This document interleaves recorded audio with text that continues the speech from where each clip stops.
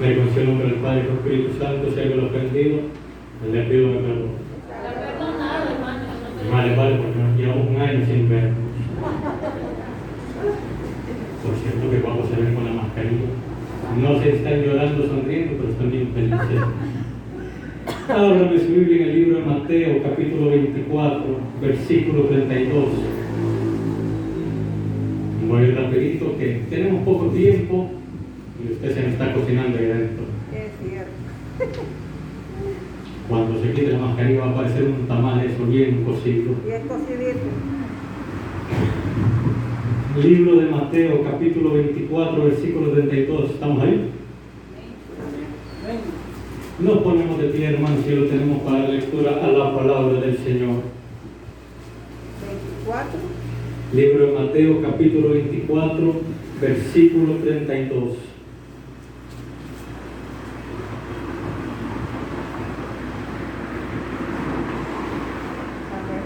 ¿Estamos todos ahí? Dice la palabra del Señor: de la higuera aprender la parábola cuando ya su rama está tierna y brotan las hojas, sabéis que el verano está cerca. Así también vosotros, cuando veáis todas estas cosas, conoced que está cerca y a la puerta la venida del Señor. De cierto os digo que no pasará esta generación hasta que todo esto acontezca. El cielo y la tierra pasarán, pero mis palabras no pasarán. Pero del día y la hora nadie sabe, ni aun los ángeles de los cielos, sino solo mi Padre. Mas como en los días de Noé, así será la venida del Hijo del Hombre.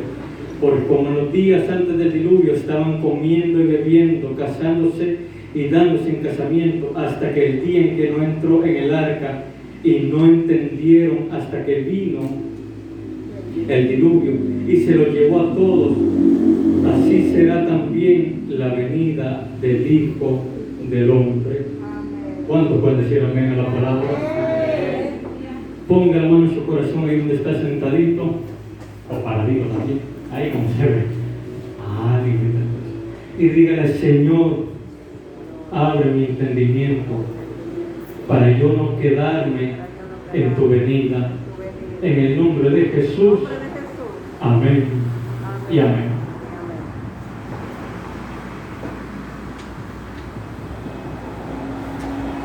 En este día, de una manera breve, le voy a enseñar la diferencia en estos tiempos de lo que va a ser un cristiano de un cristiano frío.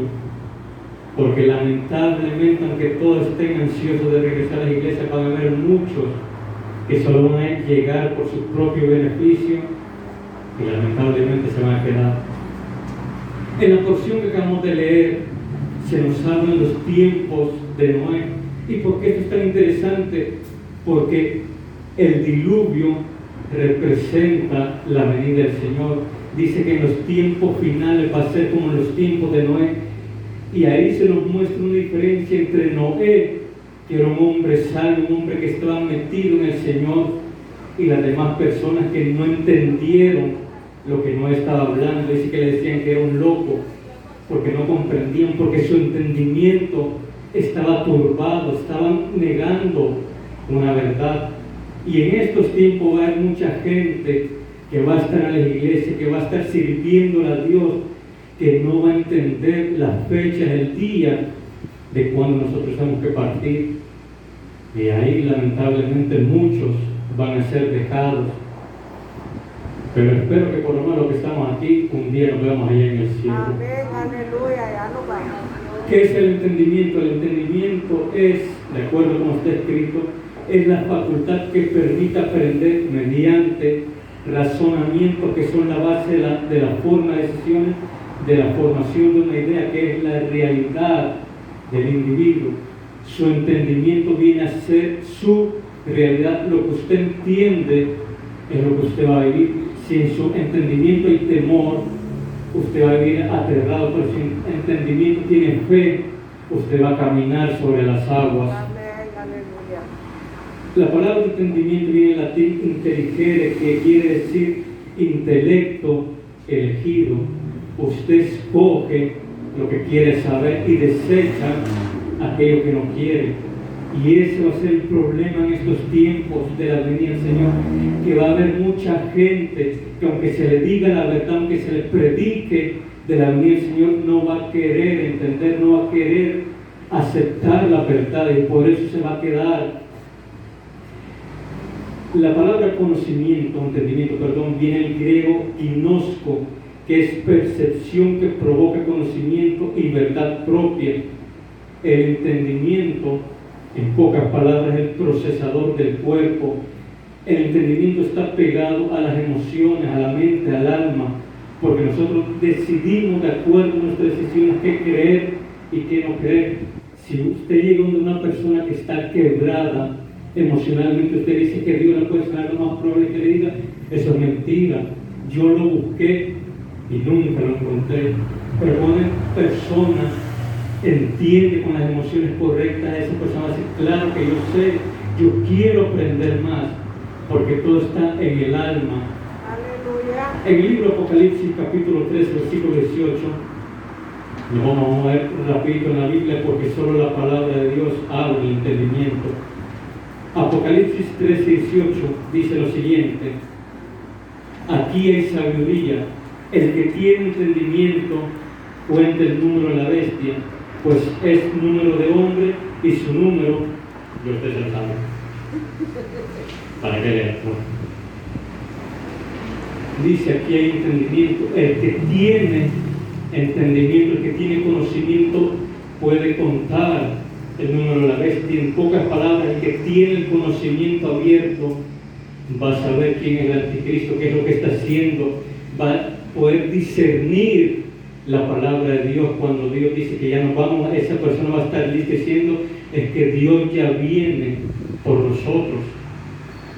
En 1 Pedro 1:13 dice, por tanto, ceñid los lomos de vuestro entendimiento, sed sobrios y esperad por completo en la gracia que se os traerá cuando Jesucristo sea manifestado. En pocas palabras dice, ciñe los lomos, o sea, ponlos firmes para que vuestro entendimiento sea abierto. Y en el libro de Oseas 4:14 dice, el pueblo sin entendimiento caerá. Porque no hay una verdad tan grande que si un pueblo está con el entendimiento abierto, si un pueblo medita la palabra de Dios, el diablo le va a tener miedo. Pero un pueblo que se niega a la verdad, un pueblo que no entiende, el diablo lo va a manipular para que nunca aprenda de lo que está por venir. En el mismo libro de Oseas, búsquelo rapidito, en el capítulo 7, versículo 11, Oseas 7:11. ¿Dónde queda Oseas? Yo no lo sé. Tengo años de no ver esta Biblia.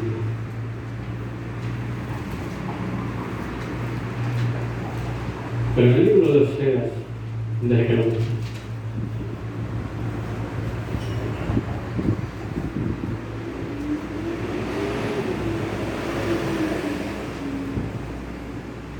¿Están ahí? Pero un chancecito. Libro de Oseas, capítulo 7, versículo 11. Hay que ver Oseas 7:11 dice, Efraín fue como una paloma incauta sin entendimiento. Ustedes saben que es una paloma incauta, ¿verdad? O una paloma incauta es una paloma que de bruto se acerca hacia nosotros. Cuando uno tiene hambre y se va a comer paloma asada. A un tiempo había un reverendo, no recuerdo su nombre, pero dice que de repente las palomas se le empiezan a acercar, y este hombre era un hombre latino, sabio, entendimiento, y dice que agarró un pedazo de pan y le echó una botella de ron encima, y dice que empezó a echar los pedazos, y fueron llegando palomas incautas que terminaron borrachas, y dice que el hombre, cuando vio tanta paloma incauta, le empezó a echar en un saco, y la guardaba y la guardaba. Ese hombre nunca pasó hambre por una semana. Y eso es lo que pasa muchas veces. Dice que Efraín fue como una paloma incauta. Dice, llamarán a Egipto, acudirán a Siria. Dice más adelante, cuando fueren, tenderé sobre ellos mi red, les haré caer como aves del cielo, les castigaré conforme a lo que se ha anunciado en sus congregaciones. Dios está hablando aquí de su propio pueblo y dice: yo lo voy a castigar conforme a lo que se ha predicado, porque si el pueblo no entiende y el pastor habla la verdad, el pueblo va a ser castigado. Pero si el pastor da una verdad torcida, nos vamos a ir todos en el castigo, así que no se preocupen. En el costal de las palomas. Ahí nos vamos al costal de las palomas. Versículo 3 dice: ay de ellos, porque se apartaron de mí, destrucción vendrá sobre ellos, porque contra mí se rebelaron, yo los redimí, y ellos hablaron mentiras contra mí, y no clamaron a mí con su corazón, cuando gritaban sobre sus camas. Para el trigo y el mosto se congregaron, se rebelaron contra mí. Yo creo que eso no tiene por qué explicarse, porque dice que hay una iglesia en los tiempos finales que se llama la iglesia de la Odisea, y la Biblia dice que esta iglesia decía: yo soy rico, pero el Señor le dijo: no, tú no eres rico, tú eres un pobre. Y dice que esa iglesia solo buscaba los beneficios de la carne. Era una iglesia donde los pastores predicaban que todo iba a salir bien, cómo multiplicar la ganancia, y dice que ellos, dice, para el trigo y el mosto se congregaron, se rebelaron contra mí, y aunque yo los enseñé y fortalecí sus brazos contra mí, pensaron mal, volvieron, pero no al Altísimo, fueron como arco engañoso, cayeron sus príncipes a espada por la soberbia de su lengua. Esto será su escarnio en la tierra de Egipto. El cristiano que vive para la carne, el cristiano que vive para el mosto y el trigo, es un cristiano que desde el momento que el Señor diga, va a empezar a pasar una laguna de tribulaciones. Yo no lo voy a decir que mire el que tiene al lado, pero no lo digo. Padre, guárdenos, Señor. Y eso es lo que pasa hoy en día, con todo esto que se ha levantado. Mucha gente va a empezar a vivir para la carne, va a empezar a almacenar riqueza, porque no vaya a ser que venga una crisis y ya no haya de dónde sacar. Pero va a haber otro grupo de personas que van a seguir confiando en el Señor, y a esas Dios los va a bendecir para que nunca les falte. Amén. Yo sé que están ahogándose, pero por lo menos hagan bulla, por lo menos. Aleluya. En el libro Proverbios 13:15 dice: el buen entendimiento da gracia, mas el camino de los transgresores es duro. Cuando usted vive en conocimiento, cuando usted entiende algo, Dios va a derramar sobre eso y sobre usted. Dios va a hacer que nunca le falte nada, sino que usted aprenda más, y ese entendimiento lo va a llevar a la salvación. Pero al necio, ese le va a tocar el camino más duro. En el libro de Jeremías, no se me preocupe que ya vamos a ir terminando. Libro de Jeremías, capítulo 23, versículo 16, dice lo siguiente. Jeremías 23, 16 dice: así ha dicho Jehová de los ejércitos, no escuchéis las palabras de los profetas que os profetizan, os alimentan con vanas esperanzas, hablan visión de su propio corazón, no de la boca de Jehová. Cuando uno lee esta porción, uno piensa que está hablando de todos los profetas, porque obviamente el Señor dice: no escuche la palabra de los profetas. No dice, entonces no voy a escuchar la palabra de todos los profetas. No, es que en los tiempos de Jeremías se levantó mucha gente que empezó a hablar lo que ellos querían. Le decían a la gente: todo puede salir bien, si haces lo que te digo te va a ir bien, la economía, vas a conseguir trabajo. Y dice que Dios les dijo: no le hagan caso, porque esa no es mi palabra. Yo no los envié a vivir para la carne, yo no los envié a que sepan que todo va a salir bien. Van a tener dificultad, van a haber tribulaciones. Dicen atrevidamente a los que me irritan: Jehová dijo, paz tendréis. Y la Biblia dice que aquellos que predican paz, van a desencadenar tribulación y destrucción. Dice: paz tendréis, y a cualquiera que anda tras la obstinación de su corazón, dice: no vendrá mal sobre vosotros. Está hablando de los impíos. Dice que estos profetas van a llegar donde los impíos y le dicen: no, si tú te arrepientes, si tú haces lo que yo te digo, no va a venir juicio. puedes seguir haciendo lo que quieras, puedes seguir viviendo tu vida. No hay juicio sobre ti, ya Dios no castiga. Y dice que a esos son los profetas que uno no debe escuchar. Porque ¿quién estuvo en el secreto de Jehová y vio y oyó su palabra? ¿Quién estuvo atento a su palabra y la oyó? He aquí que la tempestad de Jehová saldrá con furor, y la tempestad que está preparada caerá sobre la cabeza de los malos. No se apartará el furor de Jehová hasta que lo haya hecho, y hasta que haya cumplido los pensamientos de su corazón. En los posteros días lo entenderé cumplidamente.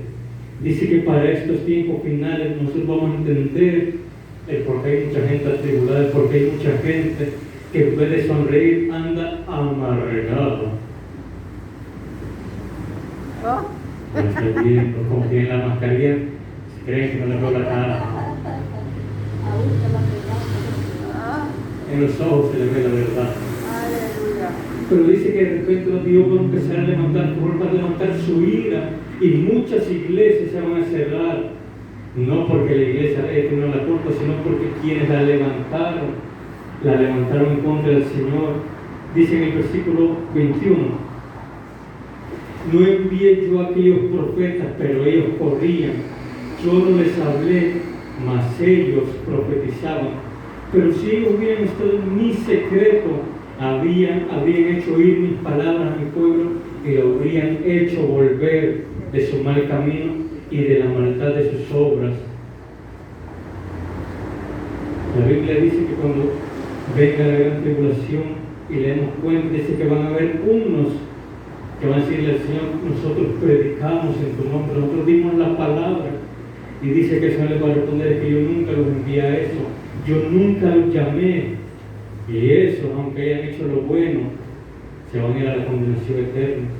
Porque hay mucha gente que piensa que con solo predicar ya uno puede agradar a Dios. Aleluya. Cuando Dios es el que escoge el hombre o la mujer que tiene que dar la verdad. Y dice que como Él no los escogió, como ellos no se metieron en la intimidad, en su secreto, ellos no tuvieron el entendimiento, dice que ellos nunca hicieron que el pueblo se volviera, no les hablaron la verdad, les hablaban lo que ellos querían.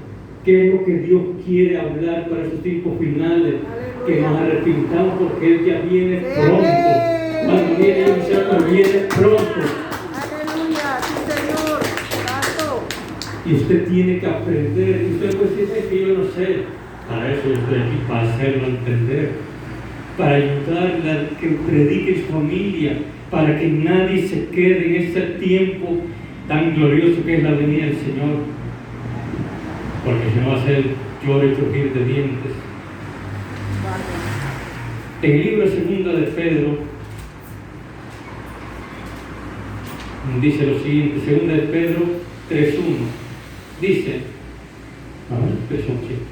amados, esta es la segunda carta que os escribo, y en ambas despierto con exhortación vuestro limpio entendimiento, para que tengáis memoria de las palabras que antes han sido dichas por los santos profetas, y del mandamiento del Señor y Salvador dado por vuestros apóstoles.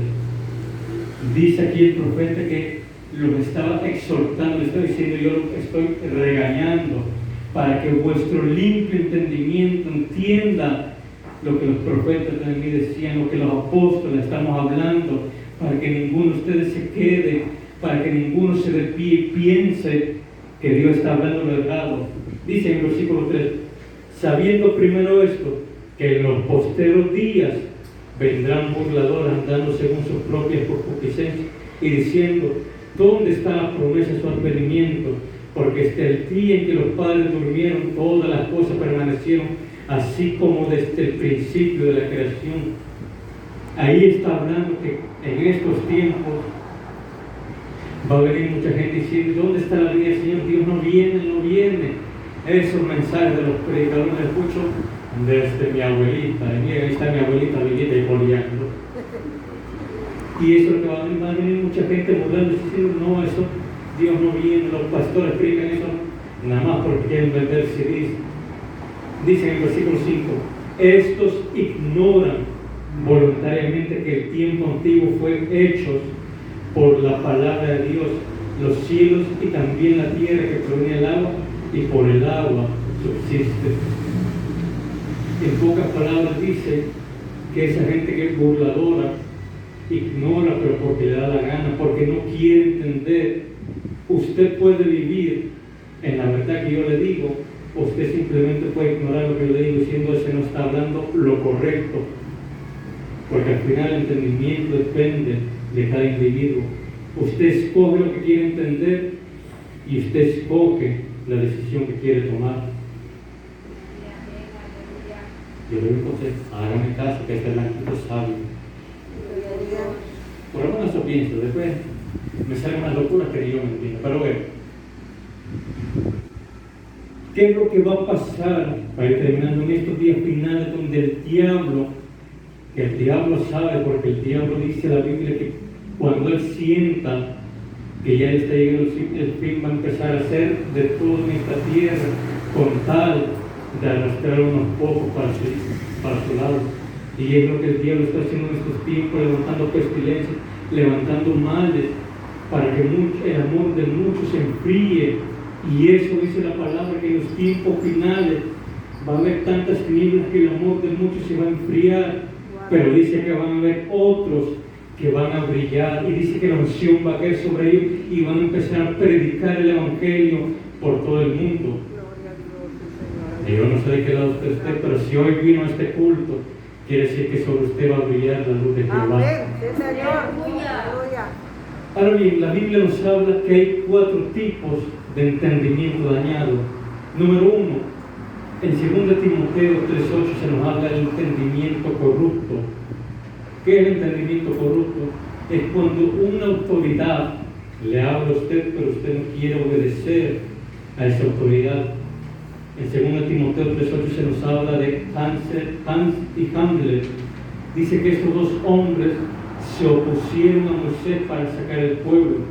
Y dice, y no porque ellos fueran malos precisamente, no porque ellos no quisieran salir, sino porque ellos no querían acatar la orden de una autoridad, estaban con un entendimiento corrupto. Ellos pensaban que ellos eran quienes mandaban, y cuando llega Moisés diciendo, me voy a llevar al pueblo, dicen, no, nos vamos a quedar aquí en Egipto. Y eso es lo que pasa muchas veces. No es que la gente no entienda, no es que la gente sea mala, simplemente que alguien les puso un entendimiento corrupto y piensan que lo que una autoridad habla no es la verdad, no es como debe ser. Ellos se guían por su propio camino.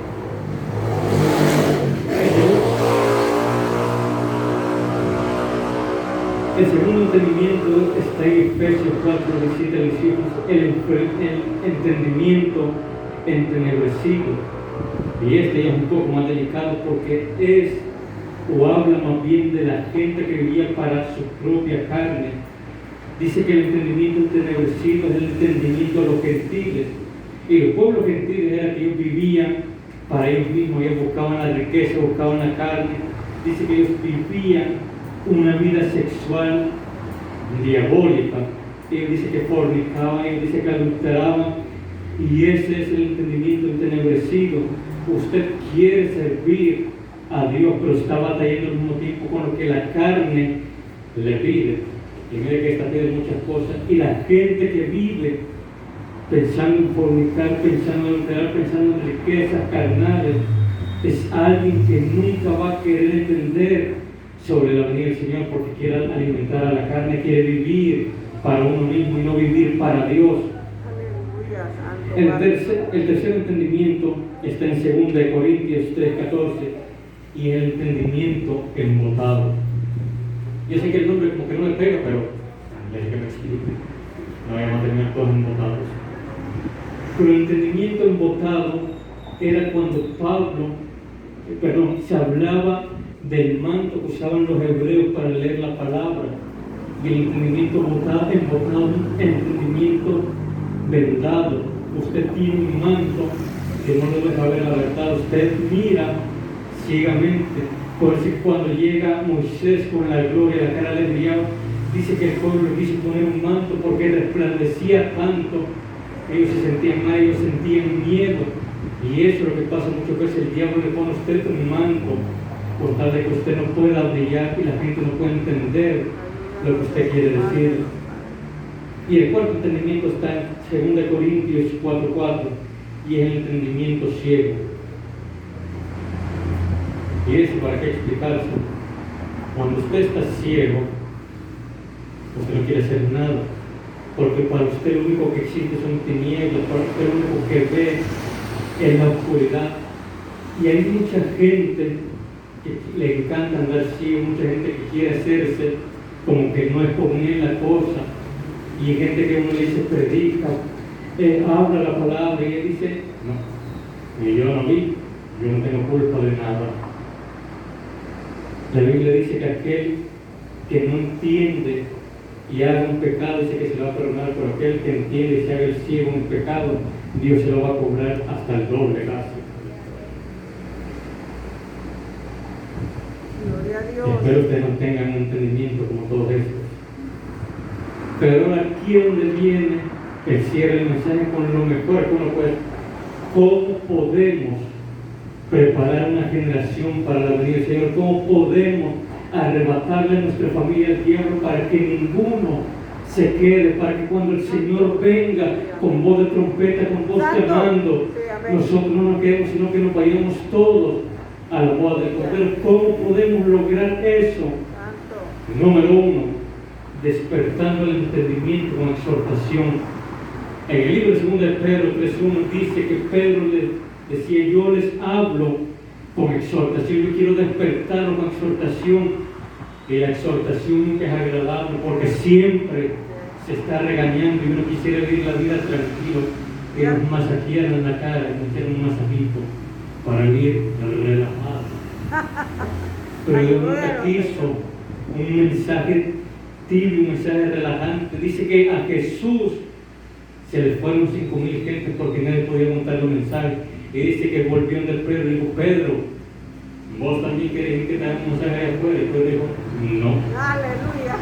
Y yo prefiero andar tieso, tanto estrés, pero con una palabra de vida. Santo. Y eso es lo que usted tiene que aprender. Amén. Usted no puede ir con su familia, con sus hijos, diciendo: no se preocupen, todo. No, Dios quiere que usted empiece a regañar a diestra y siniestra, que usted abre las cosas claras, porque el estar hablando en parábolas, estar hablando en criptado, nadie lo va a entender. Y Dios nunca quiso que usted fuera popular entre la gente. Dios quiso que usted fuera efectivo, que usted hablara las cosas como son. Santo. Que dijera a la gente: si tú sigues siendo tibio, te vas a quedar. Caliéntate, busca a Dios, persíguelo a Él, para que tú y tu familia un día estén gozando junto a mí en la boda del Señor. Aleluya. En el libro 2 de Pedro 1:13 dice: entre tanto yo estoy en el cuerpo, voy a despertarlo con amonestación. Y la amonestación ya era un poco más complicado porque era literalmente entrar la trompada de una persona. Yo sé que ustedes quieren dar una patada a alguien, pero aguante, ya vamos a llegar a ese punto. Y Pablo decía: si yo tengo que pelearme contigo para que tú entiendas y salvar tu vida, yo te voy a botar un par de dientes. Santo. Y eso es lo que usted tiene que hacer con su familia, con sus hijos. Si nadie aprende a la buena, que es al regaño, usted tiene que entrar a las trompadas. Y no se aplica que se no va a regañar, porque Dios mismo aquí dice: con amonestación se levanta el cuerpo. Yo recuerdo, hace aquellos hermosos años, los padres de antes nunca sabían cómo levantar uno. Hoy las cosas son muy distintas, se le dan cachetas a los niños. Un chico. En mis tiempos aquellos. Y yo recuerdo la última vez que mi padre me levantó, a puro golpe fue. Y yo me levanté tan embrutecido del brincazo que me dio, que yo ni sabía quién era. Y así es que usted tiene que levantar a la gente a puro patada en el pecho, tiene que darle. Usted tiene que hablar con sus hijos, con su familia, las cosas claras. Usted tiene que mostrar la autoridad que Dios le puso, porque lo contrario, usted se puede salvar, pero su familia se puede quedar. Sí, es cierto. Y usted va a dar cuentas por usted mismo, pero Dios me va a pedir cuentas a mí, mi hermano, a mí cuentas por toda persona que estuvo en contacto con mi vida. Qué triste sería. Quería pasar una lista a toda la gente que se fue al infierno. Número 2, ¿cómo nos preparamos para estos tiempos finales. Oración.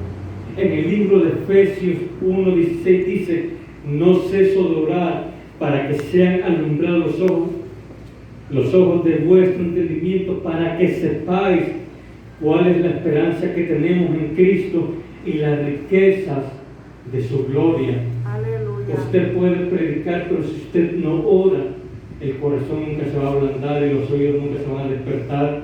La oración en estos tiempos finales va a definir cristianos que se van a quedar con cristianos que van a arrebatarle el mundo al diablo de la venida del Señor. Número 3 dice: con la palabra. En el libro de Romanos 12:2 dice: no os conforméis a este siglo, sino transformaos. Amén. ¿Y cómo uno se transforma? Con la palabra del Señor. Sí, amén.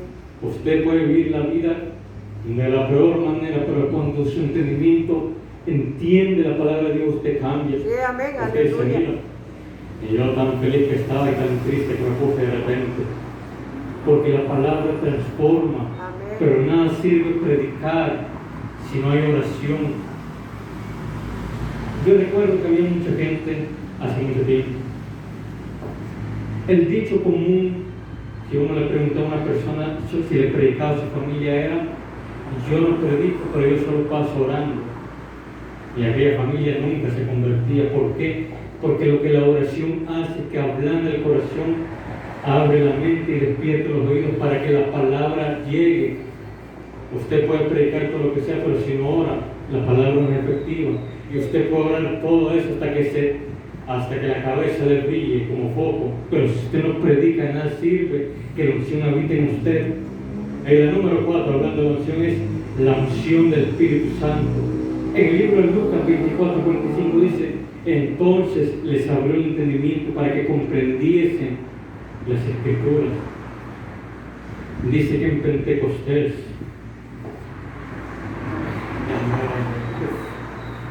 ya me cansé. Qué bueno que yo soy el jovencito, ya me cansé. Dice que cuando estaban reunidos y el viento sopló, aunque ellos estaban orando, de repente empezaron a hablar nuevas lenguas y la gente decía: ¿cómo es que ellos saben? No, ellos no sabían. Tuvo que llegar el Espíritu Santo para abrirles más el entendimiento y que ellos empezaran a profetizar. Y dice que por donde quiera que iban, todos decían: ciertamente ellos están con el Señor por las palabras que ellos hablan, que no es cualquier cosa. Sí, amén. Y usted tiene que aprender a meterse en la unción del Espíritu Santo para que usted sea efectivo Sí, en amén. estos tiempos finales. Aleluya. Termino con esto, búsquelo. Libro de Salmos, capítulo 38. Perdón, Salmo 32, versículo 8. Ya con esto terminamos. No se complique.